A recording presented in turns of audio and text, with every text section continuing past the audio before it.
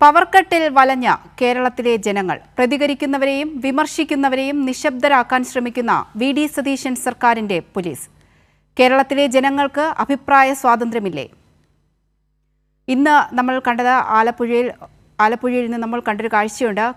പവർക്കട്ടിനെതിരെ ഫേസ്ബുക്കിൽ പോസ്റ്റിട്ട യുവാവിന്റെ phone police പിടിച്ചെടുക്കുന്ന ഒരു സാഹചര്യമുണ്ടായി. അതിനെതിരെ വലിയ രീതിയിലുള്ള വിമർശനവും ചർച്ചയുമൊക്കെ ഉയർന്ന സാഹചര്യത്തിൽ ഫോൺ തിരിച്ചു നൽകിയെന്ന് എഴുതി വാങ്ങിയിട്ടും ഫോൺ നൽകാതെ വീണ്ടും പോലീസ് കള്ളക്കളി കളിക്കുന്നതാണ് ഇന്ന് കാണാൻ സാധിച്ചത്. ഈ ഫോൺ പിടിച്ചെടുത്തത് മൂലം ഇതിനെതിരെ വലിയ രീതിയിൽ യുവാവ് സോഷ്യൽ മീഡിയയിലടക്കം പ്രതികരിച്ചിരുന്നു. ഇത് വലിയ രീതിയിൽ ചർച്ചയായ സാഹചര്യത്തിലാണ് പോലീസ് ഫോൺ തിരിച്ചു നൽകിയെന്ന് വ്യക്തത വരുത്തിയത്. എന്നാൽ പിന്നീട് അറിയാൻ കഴിഞ്ഞത് ഫോൺ തിരിച്ചു നൽകിയില്ല, എഴുതി വാങ്ങി. ഫോൺ തിരിച്ചു നൽകിയെന്ന് എഴുതി വാങ്ങിയിട്ട് ഫോൺ നൽകാതെ പോലീസിൻ്റെ കയ്യിൽ തന്നെ വയ്ക്കുന്നൊരു സാഹചര്യമായിരുന്നു. വിശദാംശങ്ങളുമായി ഷാജഹാൻ കൂടി ചേരുന്നുണ്ട്. ഷാജഹാൻ, ഈ പവർക്കട്ട് തുടങ്ങിയിട്ട് ഈ 10 വർഷക്കാലം LDF സർക്കാർ ഭരിച്ചിട്ട് ഈ പവർക്കട്ട് എന്തെന്ന് കേരളത്തിലെ ജനങ്ങൾ അറിഞ്ഞിട്ടില്ല. എന്നാൽ UDF സർക്കാർ അധികാരത്തിലേറി ഇപ്പോൾ നിരന്തരം കറണ്ട് പോകുന്നൊരു സാഹചര്യമാണ് കേരളത്തിൽ. ഒന്നല്ല രണ്ടല്ല, രാത്രി പീക്ക് ടൈമിൽ 7 മണി തൊട്ട് രാത്രി 12 മണി വരെയുള്ള ഇടവേളകളിൽ നിരന്തരം കറണ്ട് പോകുന്നൊരു സാഹചര്യമാണ്. ഈ സാഹചര്യത്തിൽ ഈ പവർക്കട്ടിനെ വിമർശിക്കാനോ അല്ലെങ്കിൽ ഇതിനെതിരെ പോസ്റ്റ് ഇടാനോ ഇതിനെതിരെയോ സംസാരിക്കാനോ കേരളത്തിലെ ജനങ്ങൾക്ക് അവകാശമില്ലേ എന്നാണ് ചോദ്യം. കാരണം ഈ കറണ്ട് കട്ടിനെതിരെ ഫേസ്ബുക്കിൽ പോസ്റ്റിട്ട യുവാവിൻ്റെ ഫോണാണ് പോലീസ് പിടിച്ചെടുത്ത് കൈവശം വച്ചിരിക്കുന്നത്. എന്താണ് നടന്നത്?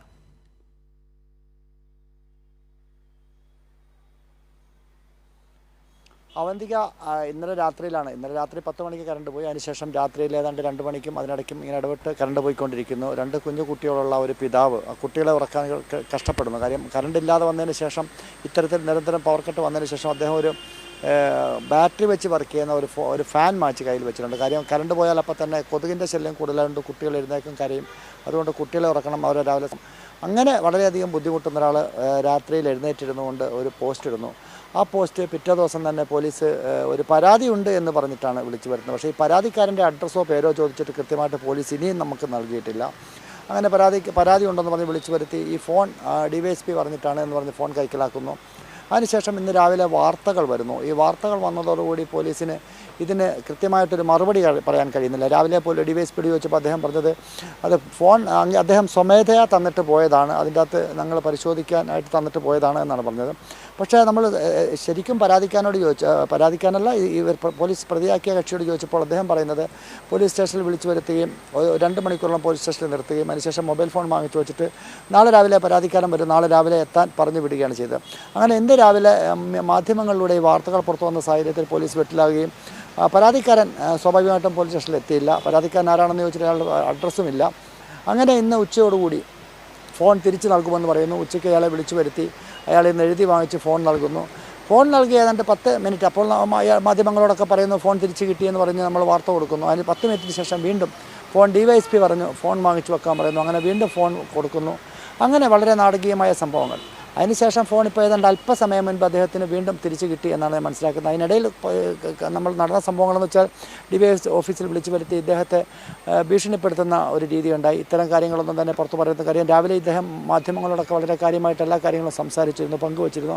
അതിനുശേഷം അദ്ദേഹത്തിന് മുന്നറിയിപ്പ് നൽകിയിട്ടുണ്ട്, ഇനി കൂടുതലായിട്ട് സംസാരിക്കരുതും, ഈ ഫോണിൽ മറ്റ് ചില കാര്യങ്ങളൊക്കെ ഉണ്ട്, അതൊക്കെ വെച്ച് നിങ്ങൾക്കെതിരെ കേസെടുക്കുമെന്നുള്ള രീതിയിലുള്ള ഒരു ഭീഷണി നൽകിയതിന് ശേഷമാണ് യുവാവിനെ വിട്ടയച്ചിരിക്കുന്നത്.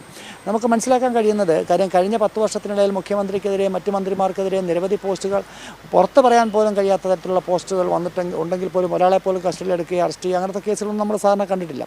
ഇത് പവർക്കട്ട് സമയത്ത് കറണ്ട് പോയ ബുദ്ധിമുട്ട് അനുഭവിക്കുന്ന ഒരു കുടുംബത്തിലെ കുടുംബനാഥൻ ഒരു പോസ്റ്റ് വിഷമത്തോടെ ഇടുമ്പോൾ അതിനെ വലിയ സംഭവമാണെന്ന് കണ്ട് പോലീസ് സ്റ്റേഷനിൽ വിളിച്ചു വരുത്തി ഇത്തരം പോസ്റ്റ് ഇടാൻ പാടില്ല, സർക്കാരിനെതിരെ ഒന്നും ചെയ്യാൻ പാടില്ല. കാര്യം ജനാധിപത്യ ഭരണം നിലനിൽക്കുന്ന ഒരു രാജ്യത്ത് ജനങ്ങൾ തിരഞ്ഞെടുക്കുന്ന ഒരു മുഖ്യമന്ത്രിക്കെതിരെ ജനങ്ങളൊന്നും പറയാൻ പാടില്ല. അങ്ങനെ ഒരു തരത്തിലേക്ക്, അതായത് രാജഭരണം അല്ലെങ്കിൽ അപ്രഖ്യാപിത അടിയന്തരാവസ്ഥ എന്നൊക്കെ പറയുന്നത് പോലെയുള്ള തരത്തിലേക്ക് നമ്മുടെ കേരളത്തിലെ ഭരണവും മാറുന്നു എന്ന് വേണം നമുക്കിതിലൂടെ കാണേണ്ടത്. അവന്തിക. ഷാജഹാൻ, ഇനി ആ യുവാവിനോട് പോലീസ് വ്യക്തമാക്കി എന്ന് പറയുന്നത് ഇനി ഇതിനെതിരെ പ്രതികരിക്കുകയോ സോഷ്യൽ മീഡിയയിൽ പോസ്റ്റുകൾ ഇടുകയോ ചെയ്യരുത് എന്നാണ്. അങ്ങനെയാണെങ്കിൽ കേരളത്തിലെ ജനങ്ങൾക്ക് അവരുടേതായ അഭിപ്രായ സ്വാതന്ത്ര്യമില്ലേ? അഭിപ്രായം പറയാനുള്ള സ്വാതന്ത്ര്യമില്ലെന്നാണോ വി.ഡി. സതീശൻ സർക്കാർ ഭരിക്കുമ്പോൾ?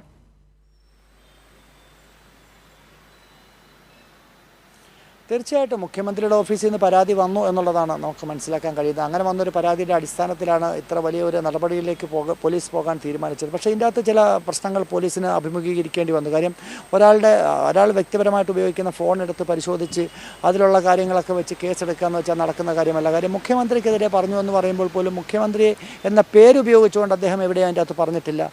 പുക്കി സർക്കാർ എന്നുള്ളൊരു പേരിലാണ് പറയുന്നത്. പുക്കി സർക്കാർ എന്ന് പറയുമ്പോൾ അത് വി ഡി സതീശൻ സർക്കാർ എന്ന് അവർ തന്നെയാണ് അതിനെ ന്യായീകരിക്കുന്നത്. പക്ഷേ അങ്ങനെയൊന്നും തന്നെ ന്യായീകരിക്കാൻ പറ്റാത്തൊരു ഘട്ടത്തിലെത്തി നിൽക്കുന്നതുകൊണ്ടാണ് പോലീസിന് വി ഡി സതീശിനെതിരെയുള്ള അല്ലെങ്കിൽ സർക്കാരിനെതിരെയുള്ളൊരു കേരളത്തിലെ സർക്കാരിൻ്റെ ഇത്തരത്തിലുള്ള സമീപനങ്ങൾക്കെതിരെയുള്ള പരാതികൾ വ്യാപകമായിട്ട് ഉയർന്നു വരുന്നുണ്ട്. അങ്ങനെ വന്നൊരു പരാതിയെയും അത് വളരെ ശക്തമായ രീതിയിൽ അടിച്ചമർത്താനുള്ള ശ്രമമാണ് പോലീസിനെ കൊണ്ട് നടത്താനായിട്ട് നോക്കിയത്. പക്ഷേ അത് വിലപ്പോയില്ല. മാധ്യമങ്ങളിൽ ഈ വാർത്ത വന്നതിന് ശേഷം പോലീസിനും ആ കേസിൽ കാര്യമായിട്ട് ഇടപെടാൻ കഴിയാത്തൊരു സാഹചര്യമുണ്ടായി. ഒരു പക്ഷേ ഇത് കേസെടുത്താൽ പോലും കോടതിയിൽ ചെല്ലുമ്പോൾ കോടതിയും ചോദിക്കുന്ന ചോദ്യം ഇതൊക്കെ തന്നെയായിരിക്കും. അതുകൊണ്ടാവാം ഒരു പക്ഷേ അയാളെ ഭീഷണിപ്പെടുത്തി, പോലീസിൻ്റെ ഭാഷയിൽ ഭീഷണിപ്പെടുത്തിയ ശേഷം മൊബൈൽ ഫോൺ അല്പസമയം മുൻപ് കൊടുത്ത് വിട്ടയച്ചിരിക്കുന്നത്. അതായത് ഷാജഹാൻ, ഈ കഴിഞ്ഞ 10 വർഷക്കാലം കേരളത്തിലെ ജനങ്ങൾ ഈ പവർ കട്ട് എന്തെന്നറിഞ്ഞിട്ടില്ല. എന്നാൽ ഇപ്പോൾ ഈ കഴിഞ്ഞ മാസങ്ങളിലായിട്ട് ഈ നിരന്തരമുള്ള പവർ കട്ടിൽ ജനങ്ങൾ വലഞ്ഞിരിക്കുന്ന ഒരു സാഹചര്യമാണ്. ഇതിനെതിരെ ഇപ്പോൾ ഈ യുവാവ് മാത്രമല്ല, കഴിഞ്ഞ ദിവസങ്ങളിലൊക്കെ ഈ ജനങ്ങളൊക്കെ പ്രതികരിക്കുന്ന ഒരു സാഹചര്യം ഉണ്ടായിട്ടുണ്ട്. ഇങ്ങനെ ജനങ്ങൾ പ്രതികരിക്കുമ്പോൾ അല്ലെങ്കിൽ അവരുടെ വായ് മൂടിക്കെട്ടാനുള്ള ഒരു ശ്രമമാണോ നടക്കുന്നത്?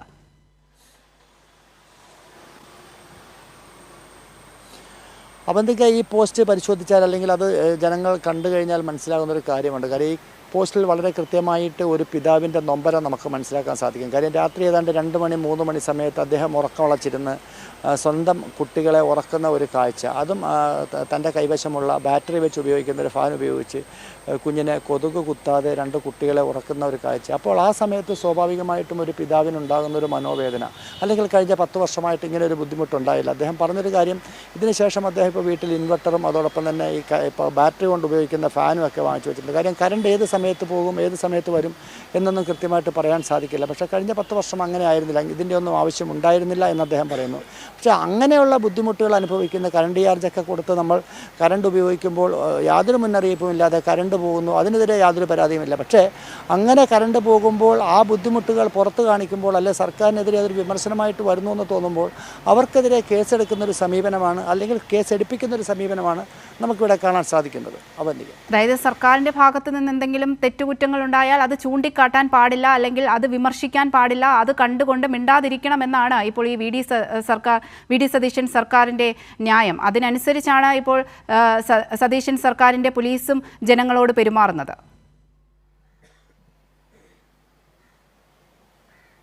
തീർച്ചയായിട്ടും കഴിഞ്ഞ 10 വർഷത്തിന് മുൻപും ഇവിടെ UDF സർക്കാരുകൾ ഉണ്ടായിരുന്നു. പക്ഷേ ആ സർക്കാരുകളൊന്നും കൈക്കൊള്ളാത്ത നടപടികളുമായിട്ടാണ് ഇപ്പോൾ വി ഡി സതീശൻ സർക്കാർ പോകുന്നത്. മുഖ്യമന്ത്രിയുടെ ഓഫീസിൽ നിന്ന് ഇടപെട്ടുകൊണ്ടാണ് ഇങ്ങനൊരു പരാതി വന്നത് എന്നുള്ളതാണ് നമുക്ക് മനസ്സിലാക്കാൻ സാധിക്കുന്നത്. പക്ഷേ എങ്കിൽ ഈ പരാതിക്കാരൻ ആര് എന്നുള്ളത് വ്യക്തമായിട്ട് പോലീസ് പറയുന്നില്ല. അങ്ങനെ ഒരു പരാതിക്കാരനുണ്ടെങ്കിൽ ആ പരാതിക്കാരൻ പോലീസ് സ്റ്റേഷനിൽ വരണം, അല്ലെങ്കിൽ ആ പരാതി ജനങ്ങളെ കാണിക്കണം, അദ്ദേഹത്തിൻ്റെ അഡ്രസ്സ് വേണം. ഇതൊന്നും തന്നെ ഇല്ല. ഒരു കോൺഗ്രസ്സുകാരൻ നൽകിയ പരാതി, അല്ലെങ്കിൽ ഒരു KSU പ്രവർത്തകൻ നൽകിയ പരാതി, അതാരാണോ എന്താണോ എന്നൊന്നും വ്യക്തമാക്കുന്നില്ല.